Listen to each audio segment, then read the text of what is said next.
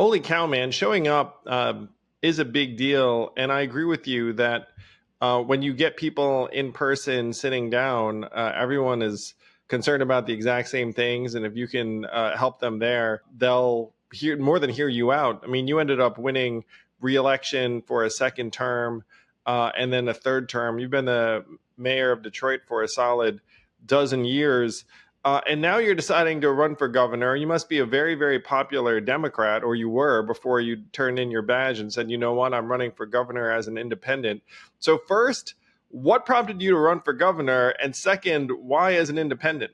Well, yeah, I got reelected the last time with 75% of the vote in Detroit. So the people of the city have been enormously supportive of me for 12 years. And the bond between us runs very deep. But we hit the point where we've had $10 billion in new investment in Detroit, including a new Jeep assembly plant that brought 5,000 jobs, a new General Motors electric vehicle plant, a new convention center, a new hockey arena. You go right down the line, a $2 billion hospital complex.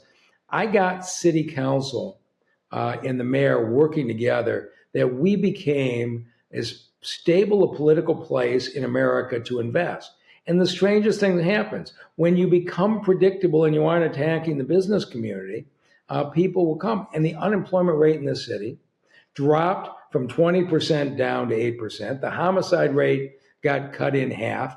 And we started growing population for the first time since 1957. But the biggest thing is, and you're seeing this in the campaign to succeed me that's going on right now, all of the candidates for mayor are saying, I'm going to unify this city. Everybody's going to be welcome. We're going to support the business community. We're going to build on the success. Us versus them politics is gone from Detroit. And the city's going to do great for years to come. But then I looked at Lansing and I looked at what's happening in this state. And I have never seen the relationship between Republicans and Democrats so toxic. Nothing is getting done. Everything is about how can I use this issue to get the majority? How can I use this issue to keep the majority? And in the meantime, Andrew, you've seen the numbers. 60% of the children in Michigan in fourth grade don't read at grade level. That's not 60% of Detroit. 60% of the children in Michigan. We're 44th in the country. Since 1990, only West Virginia has done worse in population. This has been a long time decline. And I looked and said, who's dealing with the issue? And what's going on in Lansing is Republicans and Democrats arguing over partisan issues. And I thought, this is what I saw in Detroit in 2013. The people came second, the partisan fighting came first. So I thought maybe it's time to change. A lot of Americans don't know what you're talking about, Mike. No, I'm kidding. I mean, a lot of Americans are like, we see that nationwide. I'm sure you're seeing that in the state. I have a lot of fondness for Michigan. Spent a fair amount of time there, not just Detroit, but up north in the lakes during the summer. It's really, really beautiful. The fact that you turned Detroit from losing population to gaining population speaks for itself. I mean, that's enormous. The fact that now businesses and families are investing their futures in the city. So it sounds like you decided to run as an independent because you want to break away from politics as usual and bring people together. Is that fair to say? Yeah, most big city mayors in this country are Democrats, but most, like we are in Michigan, are elected on a nonpartisan basis. So I don't run as a Democrat when I ran as mayor of Detroit, but most big city mayors are in a state where either the governor's Republican or one of the legislative branches is Republican. And most big city mayors function on a bipartisan basis. You have to get things done. You saw what recently happened to Gretchen Whitmer, who's attempting to function on a bipartisan basis with the president, and saw the blowback. But it has gotten harder and harder to sit down with people from both parties and get them to work with each other. And so in Lansing, we've had 20 Democrats, 18 Republicans.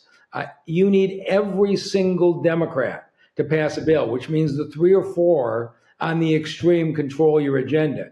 Now, you've got Republicans have a 3 or 4 seat majority. The 3 or 4 extreme on the right control the Republican agenda. Of course, you see poor Mike Johnson in Washington, D.C., 3 or 4 people on the extreme can throw him out of office. And what's happened in this country is that the extremes of the two parties keep pulling them farther and farther away. And if you negotiate with the other party, you're a Democrat in name only, you're a Republican in name only. It's a terrible thing to try to deal with people with goodwill on the other side. And finally, I looked at this and said, somebody's got to try and change this. The Democratic Party I joined in the 1980s was the party of the working class. We were in favor of leveling the playing field so everybody has an opportunity. I have no idea what the Democratic Party today stands for, but it's certainly the working class of America doesn't feel like parties representing them. So when you introduce yourself to voters, they say, I'm sure, are you a Democrat or Republican? And then you say, neither, I'm an independent. What's that reaction like? Yeah, so I say to them, I'm not running to be the Democrats' governor or the Republicans' governor. I'm running to be your governor. And if you're sick of the toxic bickering between the two parties, and you want to have somebody who can work with reasonable people on both sides, I'm your choice. And it's the damnedest thing. No matter where you go in the state, there's a lot of people sick of the two-party bickering and are ready to try something new. Now, I have to convince them I'm the independent they're looking for. But you've seen the national numbers. 27% of Americans now, according to Gallup, are Democrats, all-time low. 27% are Republicans, all-time low. 53% are independents. This is how people consider themselves, all-time high. But voters haven't been given that choice before. And you know what these campaigns are like. When you start out on a campaign, the Democratic and Republican campaign managers know they start at 27%. So They say, how do we get from 27 to 51?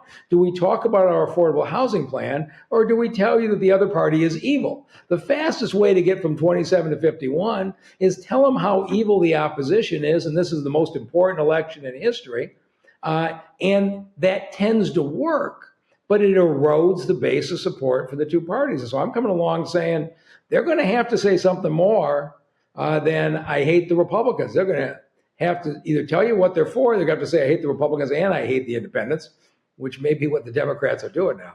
I have personally donated to your campaign. I'd urge everyone listening to this or watching this, if you like what you heard from Mike, please do back him, because he is the most prominent independent candidate in the country in 2026 that I see. But Mike, how can people spread the word, support you, and help you give the people of Michigan a sense of your campaign? Well, my campaign website is easy to remember. It's MikeDuggan.com. That's 2 G's. And if you can go on and donate, it will help a lot, because while a lot of people are very supportive of having this choice, Andrew, as you know, the institutional financial support for the Republicans and Democrats is enormous. And whoever wins the Republican and Democratic primaries are going to have tens of millions of dollars of national money pour in to try to maintain that seat. And so I don't have the advantage of that big institutional money. It's really going to depend upon people who are saying, I'm tired of politics as usual. I'd like to upend the system. And if you want to see what happens when you give people a third choice, please go to MikeDuggan.com and help out what you can. Hey YouTube, thanks for watching. Please do hit like and subscribe, and hit that bell if you want to be notified every time a new episode drops. Thank you.